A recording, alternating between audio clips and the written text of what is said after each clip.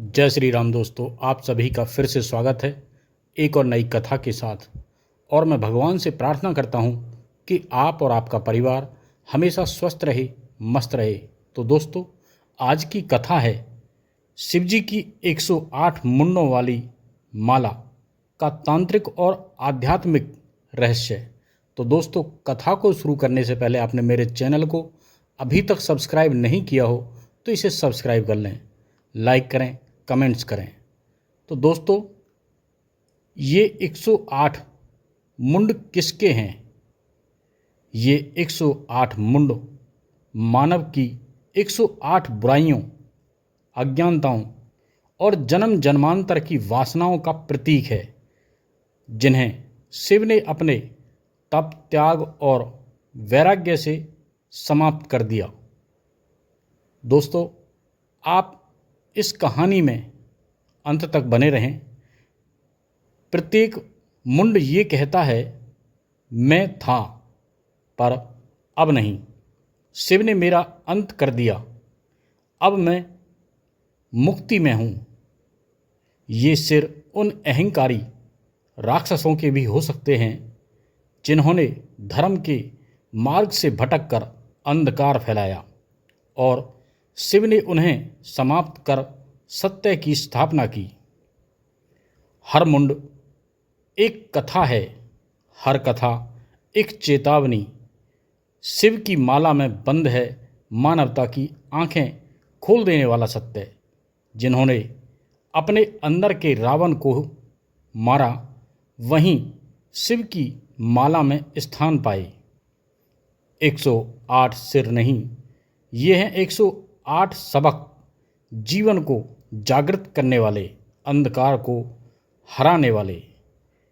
108 हिंदू धर्म में एक पवित्र संख्या है। जप माला में भी 108 मोती होते हैं और शिव की माला में 108 मुंड हैं। इसका अर्थ है पूर्णता, एकता और मुक्ति की ओर बढ़ता हुआ कदम। शिव की माला में गुथे 108 मुंड किसके हैं? भगवान शिव और सती का अद्भुत प्रेम शास्त्रों में वर्णित है। इसका प्रमाण सती के यज्ञ कुंड में कूदकर आत्मदाह करना और सती के शव को उठाए क्रोधित शिव का तांडव करना। हालांकि यह भी भगवान शिव की लीला थी, क्योंकि इस बहाने शिव 51 शक्तिपीठों की स्थापना करना चाहते थे।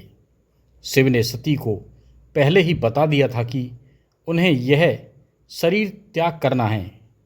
इसी समय उन्होंने सती को अपने गले में मौजूद मुंडों की माला का रहस्य भी बताया था। तो सुनिए ध्यानपूर्वक मुंडमाला का रहस्य। एक बार नारद जी के उकसाने पर सती भगवान शिव से जिद करने लगी कि आपके गले में जो मुंडों की माला है उसका रहस्य क्या है।